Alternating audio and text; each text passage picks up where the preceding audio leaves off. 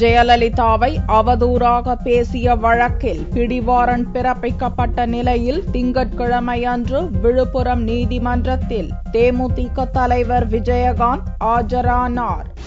கடந்த 2012ஆம் ஆண்டு ஆகஸ்ட் மாதம் விழுப்புரத்தில் நடந்த பொதுக்கூட்டத்தில் தேமுதிக தலைவர் விஜயகாந்த் முதல்வர் ஜெயலலிதாவை அவதூறாக பேசியதாக வழக்கு தொடரப்பட்டது. இந்த வழக்கு தொடர்பான விசாரணை விழுப்புரம் மாவட்ட அமர்வு நீதிமன்றத்தில் நடந்து வருகிறது.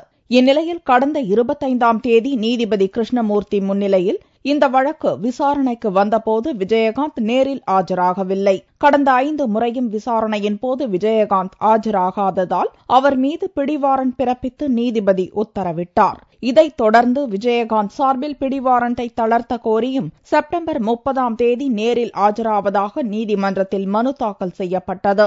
அதன்படி திங்கட்கிழமையன்று விஜயகாந்த் விழுப்புரம் மாவட்ட அமர்வு நீதிமன்றத்தில் ஆஜரானார். அப்போது வழக்கை விசாரணைக்கு எடுத்துக்கொண்ட நீதிபதி கிருஷ்ணமூர்த்தி டிசம்பர் 3ஆம் தேதிக்கு விசாரணையை ஒத்திவைத்து உத்தரவிட்டார். விஜயகாந்த் வருகையை முன்னிட்டு நீதிமன்றம் முன்பு தேமுதிகவினர் ஏராளமானோர் திரண்டனர்.